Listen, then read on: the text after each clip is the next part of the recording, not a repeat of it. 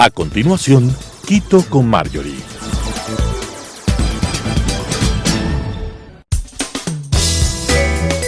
Clasificación A. Apto para todo público.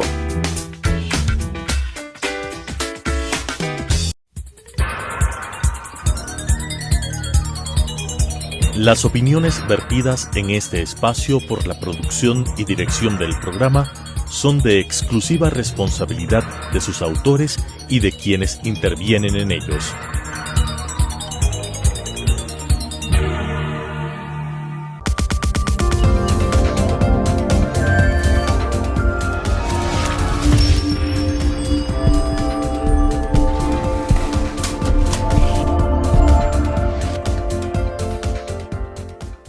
Desde la teoría propuesta por Amartya Sen, se entiende al desarrollo como un proceso de expansión de las libertades reales de las que disfrutan los individuos, en donde la libertad real está representada por la capacidad de la persona para conseguir varias combinaciones alternativas de funcionamientos. Es decir, se entiende al desarrollo como la condición precursora que habilita al individuo en los entornos sociales, económicos, culturales, políticos y medioambientales que se encuentre. La ejecución y la consecución de condiciones que ostenten algún valor para ellos y para su entorno social. El desarrollo entonces se correlacionaría con el aumento de la libertad en los individuos, entendida como la construcción de entornos en los cuales se manifiesta la voluntad individual para desplegar las capacidades y aspiraciones del bienestar humano. Para hablar sobre desarrollo, sobre política pública y bienestar, sobre procesos de desarrollo en el Ecuador y crecimiento individual, entre otros temas, nos acompaña el día de hoy Pablo Garcés Velástegui. Muchas gracias, Pablo, por acompañarme. Encantado, Marjorie, muchísimas gracias por la invitación y por tenerme aquí. Gracias, Pablo.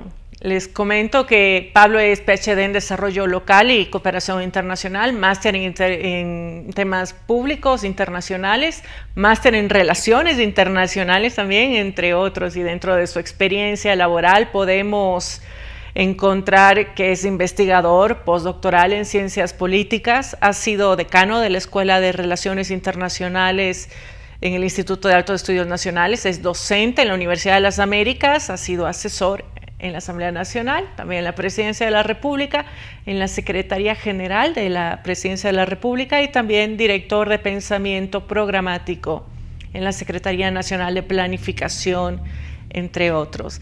Muchas gracias, Pablo, por tu tiempo, por acompañarnos en este día.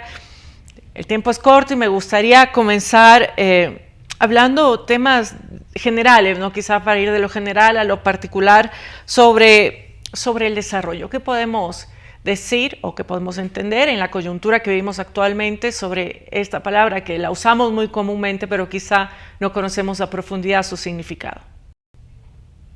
Claro que sí, con mucho gusto, y desde luego permíteme comenzar con un saludo muy especial para ti, desde luego para toda la audiencia que nos escucha, nos mira en este momento. El desarrollo es más importante que nunca, debería anticiparlo, porque es esencialmente político. ¿Por qué es esencialmente político el desarrollo? Porque el desarrollo no es una noción, no es un concepto cualquiera. No es un concepto como, por ejemplo, un lápiz, o como, por ejemplo, quizás un árbol, o como, por ejemplo, quizás una piedra, ¿no? Cuando nosotros pensamos en estos conceptos que acabo de mencionar, son conceptos a los que podemos describir y simplemente ser neutrales. El desarrollo, en cambio, es como la paz, es como la libertad. Es un concepto que está cargado de valor, es decir, que tiene normatividad. Y el valor que le brindamos al desarrollo es un valor positivo. Por eso, cuando pensamos en desarrollo, pensamos en sinónimos como progreso, mejora, evolución. Todas estas palabras, todas estas nociones, pues con una connotación positiva inherente a ellas, es decir, inseparable a ellas. Y nosotros, cuando queremos desarrollarnos como personas, cuando queremos progresar, actuamos. Es decir, el desarrollo nos incita a la acción. Y en sociedad, en una unidad política, el desarrollo nos incita a alcanzar ciertos fines, es decir, ciertos estados sociales que consideramos deseables, a través de ciertos medios que también consideramos deseables. Por eso el desarrollo es esencialmente político, y en un escenario como el actual, en donde no solo en Ecuador, sino en Latinoamérica y alrededor del mundo vemos tantas reivindicaciones e incluso un escenario político complejo, pues el desarrollo es más importante que nunca. Nos comentas que el desarrollo es una palabra clave, como la paz, como la libertad, que incita a la acción. ¿Cuál es esta relación entre desarrollo y bienestar? Depende de la teoría, del enfoque al que nosotros pues, nos asociemos, y tú hiciste una excelente introducción con el enfoque de las capacidades de Amartya Sen. Este es un enfoque dentro de tantos otros, ¿no es cierto? Quizás el enfoque convencional al que todas y todos habremos escuchado es el desarrollo económico, ¿no es cierto? Actualmente en las discusiones de antes, durante y después de la pandemia, sobre todo, hemos visto cómo organismos internacionales como el Banco Mundial, el FMI e incluso los bancos centrales de los estados, pues nos anticipan y nos dicen: el país va a crecer económicamente tanto por ciento este año, o va a decrecer, etcétera. ¿No es cierto? Este es el indicador más usual, es el indicador convencional de desarrollo, porque, y aquí viene la asociación con el bienestar, porque este enfoque asume que a mayor ingreso, mayor consumo.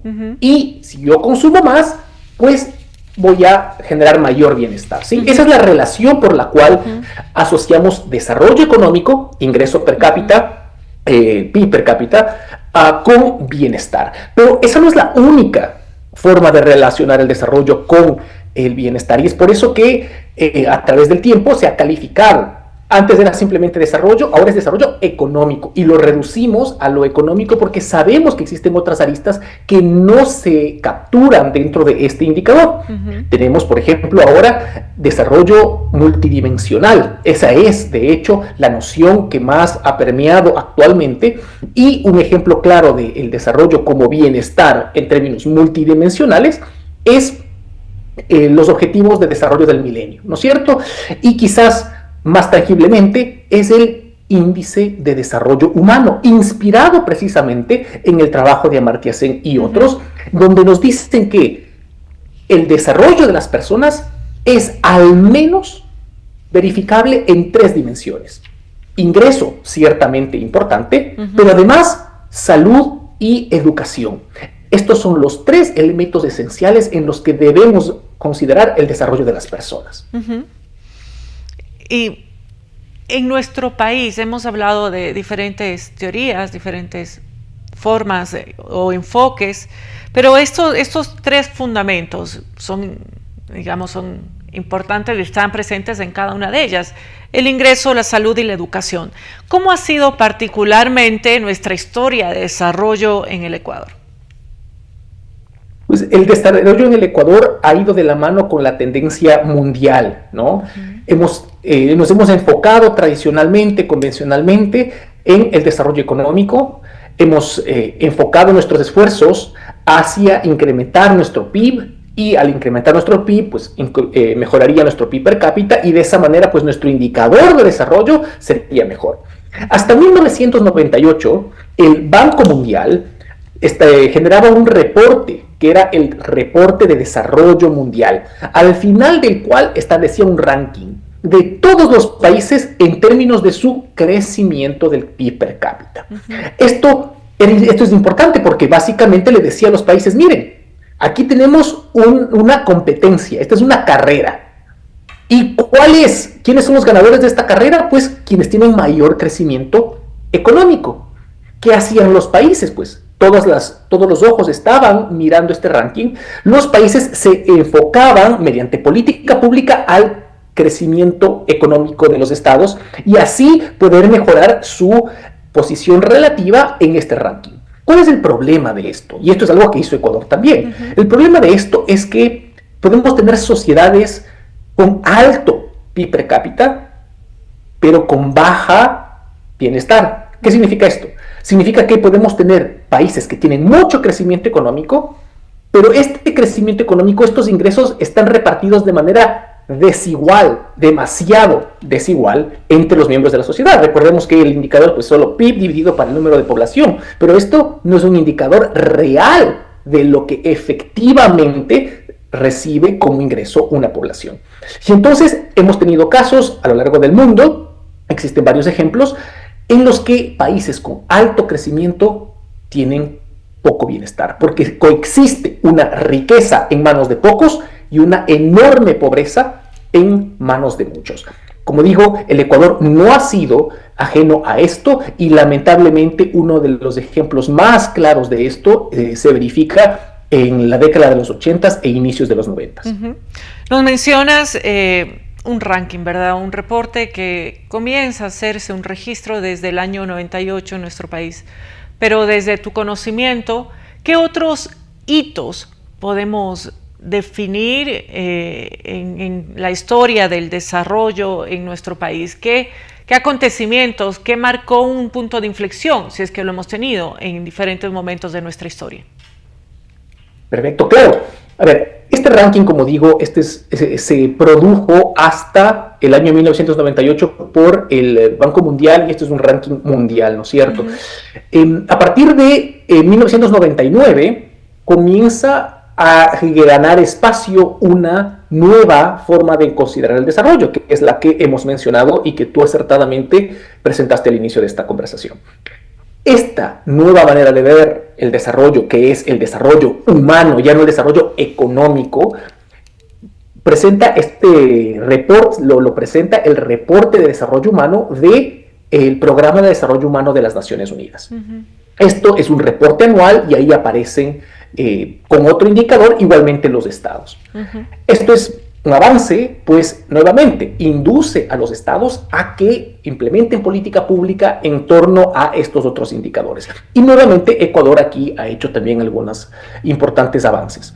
Por ejemplo, para finales de los 90, inicios del año 2000, el Ecuador reduce algunos subsidios y para compensar la reducción de subsidios establece el bono, curiosamente, de desarrollo humano. Es porque estaba inspirado en esta teoría, en este enfoque que promovía las Naciones Unidas. ¿Por qué se llama el enfoque? ¿Por qué se llama el bono de desarrollo humano? Pues porque no solamente abarcaba el ámbito económico, no solamente era una transferencia monetaria, que es como se lo llama más técnicamente, sino que era una transferencia monetaria condicionada para los hogares bajo el umbral de pobreza. ¿A qué estaba condicionada? Estaba condicionada a que los niños vayan a la escuela, esa es educación, y a que las personas, particularmente las madres embarazadas, pues tengan chequeos periódicos de su situación, es decir, salud. De esta manera se buscaba incorporar las tres dimensiones, al menos desde esta arista de una ayuda, una asistencia social para las personas más vulnerables que se veían afectadas predominantemente, relativamente más, en la ausencia de los subsidios que se retiraron en su momento. Este es un hito importante y como sabemos, esto se mantiene hasta la actualidad.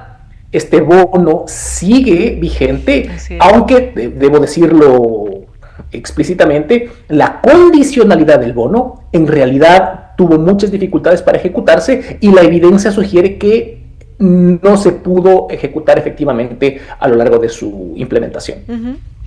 Y en el análisis del desarrollo surge un concepto también que me gustaría que profundicemos, el crecimiento individual, porque si hablamos de que este desarrollo está correlacionado con las libertades individuales, ¿cómo lo atamos de esto al crecimiento individual? Es decir, la sumatoria de crecimientos individuales nos da un resultado a nivel social, ¿verdad? ¿Cómo deberíamos hacer el correcto análisis y analizar desde la individualidad este concepto de desarrollo?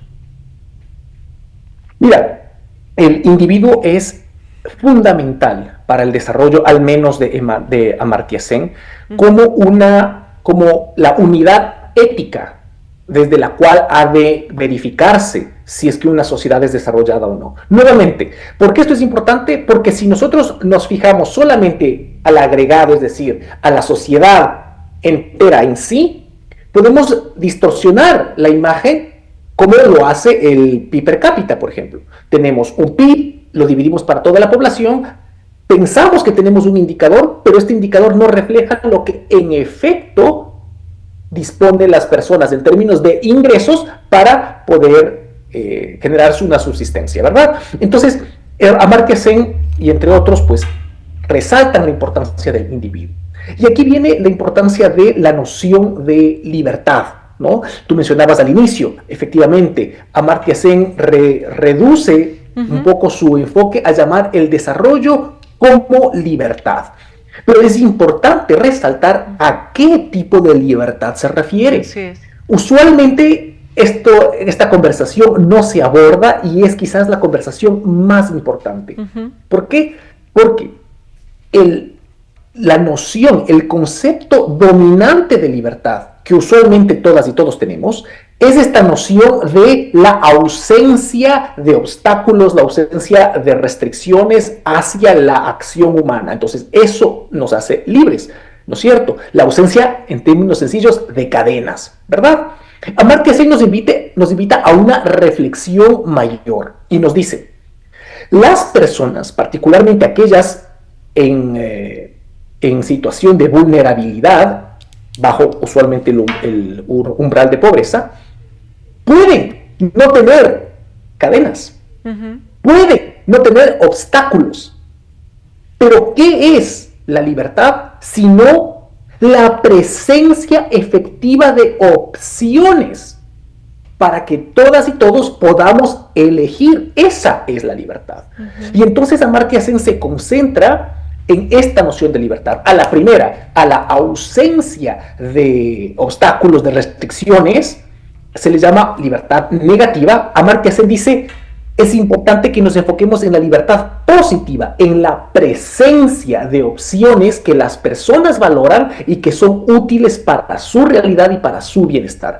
Y entonces, para responder más directamente a tu pregunta, Marjorie, ¿cuál es el rol del crecimiento individual? El rol del crecimiento individual en el desarrollo está marcado por la presencia de opciones valoradas, deseadas por las personas para que alcancen su bienestar en un ejercicio pleno de libertad. Ok, hablamos del rol del crecimiento individual, pero también hablemos del rol de la política pública en todo este proceso de desarrollo. El rol de la política pública va justamente de la mano de lo que acabo de mencionar, ¿no es cierto? ¿A quién le corresponde, nos preguntaríamos, generar esas opciones reales? ¿A quién le corresponde construir esas alternativas de entre las cuales las personas puedan escoger y de esta forma ejercer su libertad para ulteriormente incrementar su bienestar? Esa respuesta es al Estado. Al Estado le compete generar mediante política pública estas opciones. Y entonces, si es que regresamos nuevamente y estamos de acuerdo en que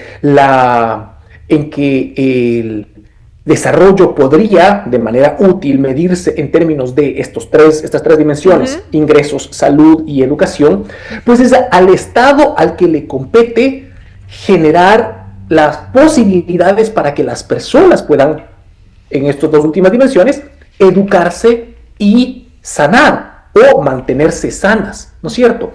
Un Estado que simplemente retira los obstáculos, un Estado que simplemente retira las restricciones para que las personas ejerzan su derecho a la educación o a la salud, pero que adicionalmente no crea escuelas, no crea hospitales que sean accesibles para las personas, particularmente aquellas que se encuentran en situación de vulnerabilidad o pobreza, pues les restringe el derecho a la libertad.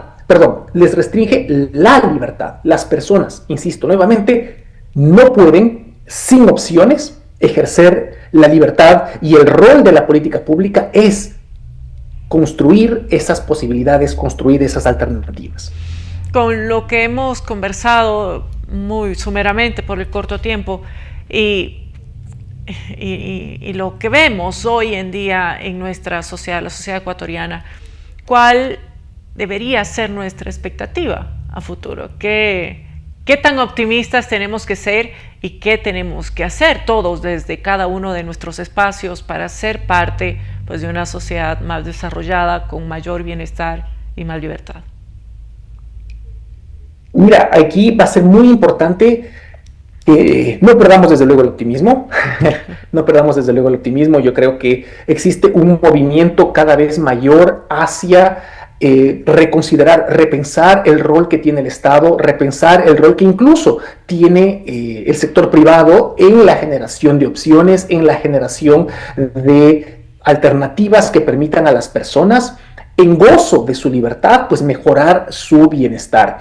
Creo que un ejemplo interesante es las voces que se unen en el mundo, particularmente en foros internacionales, con respecto a revisar los sistemas impositivos, los sistemas de impuestos, particularmente para las grandes fortunas, de tal manera que se pueda contar con mayores ingresos para que las personas puedan gozar, particularmente, insisto, aquellas que más lo necesitan, de lo que más les urge y más les falta. Recordemos que en Ecuador, por ejemplo, tenemos unos índices muy altos en términos de carencias en educación, en salud, y esto no va solamente de la mano de escuelas y hospitales, esto va de la mano de generar sistemas de agua potable, de alcantarillado, ¿no es cierto?, de vivienda digna, que les permita a madres, hijos, a abuelos, a personas con discapacidades, también poder, pues, gozar de elementos mínimos de bienestar. Y aquí un indicador importante que podríamos rescatar para darle seguimiento a cómo avanzamos, si es que avanzamos en el Ecuador, es un esfuerzo que se hizo hace varios años ya en el Ecuador con ayuda del Programa de Naciones Unidas para el Desarrollo y también la Universidad de Oxford, en el que se levantó el índice multidimensional de pobreza. Este índice va más allá de las 3 dimensiones que hemos conversado ya y mencionado varias veces, y incorpora nuevas dimensiones que nos ayudan a monitorear el desarrollo de una manera más amplia y que responden además al contexto ecuatoriano. ¿Qué tenemos que hacer ahora cada una y cada uno de nosotros para terminar de responder tu pregunta, Marjorie? Creo que a cada uno y cada uno de nosotros nos corresponde tener claro cuál es el desarrollo que queremos. Decíamos que el desarrollo es un concepto importante y que es un concepto que es esencialmente cargado de valor. Pues el que sea esencialmente cargado de valor, Marjorie, significa que lo que tú consideras que es desarrollo quizás no coincide con lo que yo considero que es desarrollo, tanto en términos de medios como en términos de fines. Podríamos tú y yo, por ejemplo, pensar en que queremos un Ecuador con buena educación y buena salud. Claro. Y estaríamos de acuerdo en los fines, pero quizás discrepamos en los medios. Es importante reconocer que todas y todos nos interpelemos. ¿Qué es lo que consideramos como desarrollo? ¿Cuál es esa sociedad ecuatoriana deseable que queremos alcanzar? ¿Y cómo queremos alcanzar esa sociedad? De tal manera que podamos trasladar esas preferencias a los tomadores de decisión y con estos indicadores podamos monitorear cómo avanzamos hacia esos objetivos. Muchas gracias, Pablo, por acompañarme. ¿Qué es lo que queremos y cómo lo queremos? Nos quedamos con sus conclusiones. Agradezco nuevamente por tu tiempo, Pablo, por tu compañía, y amigas y amigos, espero que este programa haya sido de su interés. Realmente el tiempo es corto, ¿no? Y el planteamiento expuesto, el enfoque, los matices aplicados nos ayudan a definir la definición, y depende, como lo hemos mencionado, del teorista social con respecto a este fenómeno. Es una estructura compleja de una preconcepción multidimensional caracterizada por un concepto que le dicen entropía, la distancia a los nuevos modelos teóricos, de estas preconcepciones lineales que guiaban nuestra dialéctica en siglos pasados. Es un balance complejo entre la teoría y la materialización de las epistemes que definen a un concepto. y en política pública manifiestan como evidente los desafíos que presenta el diseño, la ejecución y la evaluación de la política pública del Estado, basamento fundamental del bienestar y punto de partida del desarrollo colectivo al que aspiran nuestros pueblos. Muchas gracias, amigas y amigos, por acompañarme. Soy Marjorie Chávez, espero haber profundizado este tema y los caminos. Agradezco nuevamente a Pablo por su tiempo y su compañía. Hasta la próxima semana.